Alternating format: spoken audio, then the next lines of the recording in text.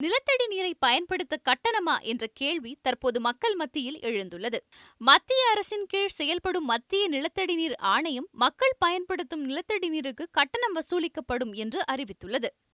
2019ஆம் ஆண்டு ஜூன் மாதம் 1ஆம் தேதியிலிருந்து இந்த கட்டண முறை அமலுக்கு வரும் என்றும், குறைந்து வரும் நிலத்தடி நீர் மட்டத்தை பாதுகாக்கவே இந்த வாட்டர் கன்சர்வேஷன் ஃபீ என்றழைக்கப்படும் கட்டணம் வசூலிக்கப்படவிருக்கிறது என்றும் தெரிவிக்கப்பட்டுள்ளது. கட்டணம் வசூலிப்பதில் மத்திய அரசின் வரையறைகள் என்ன என்பதை தற்போது பார்க்கலாம்.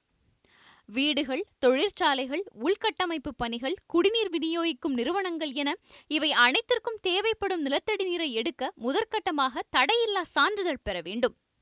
சான்றிதழ் அனுமதி பெற்ற பிறகு ஆணையம் வகுத்திருக்கும் வரையறைகளுக்கு ஏற்றாற்போல் கட்டணம் வசூலிக்கப்படும் என்று நிலத்தடி நீர் ஆணையம் தெரிவித்துள்ளது. இரு பிரிவினருக்கு மட்டும் இதிலிருந்து விலக்கு அளிக்கப்பட்டிருக்கிறது. ஒரு ஆழ்துளை கிணற்றிலிருந்து 1 இன்ச் டயாமீட்டர் அளவுக்கு இருக்கும் குழாயிலிருந்து ஒரு மாதத்திற்கு 25,000 லிட்டருக்கும் குறைவாக நிலத்தடி நீர் எடுப்பவர்களுக்கு மட்டுமே விலக்கு அளிக்கப்பட்டிருக்கிறது. ஒன்றுக்கு மேற்பட்ட கிணறுகளில் 1 டயாமீட்டருக்கு மேல் உள்ள குழாய்களில் நீரை எடுத்தால் விலக்கு கிடையாது என்பதும் குறிப்பிடத்தக்கது.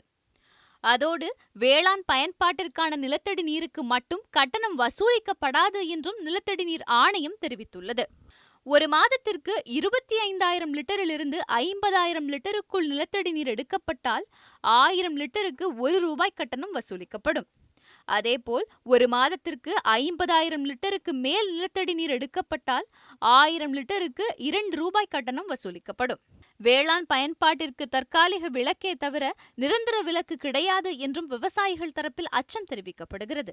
நிலத்தடி நீருக்கு கட்டணம் வசூலிக்கும் முறை அமலுக்கு வந்தால் விலை கொடுத்து தண்ணீரை வாங்க வேண்டிய நிலை உருவாகும். வீட்டு உபயோகத்திற்கும் வேளாண் பயன்பாட்டிற்கும் நிலத்தடி நீர் கட்டணத்திலிருந்து நிரந்தர விலக்கு என்று அறிவித்தால் மட்டுமே இதனால் ஏற்பட்டிருக்கும் அதிர்வலைகள் அடங்கும் என்பதில் மாற்று கருத்தில்லை.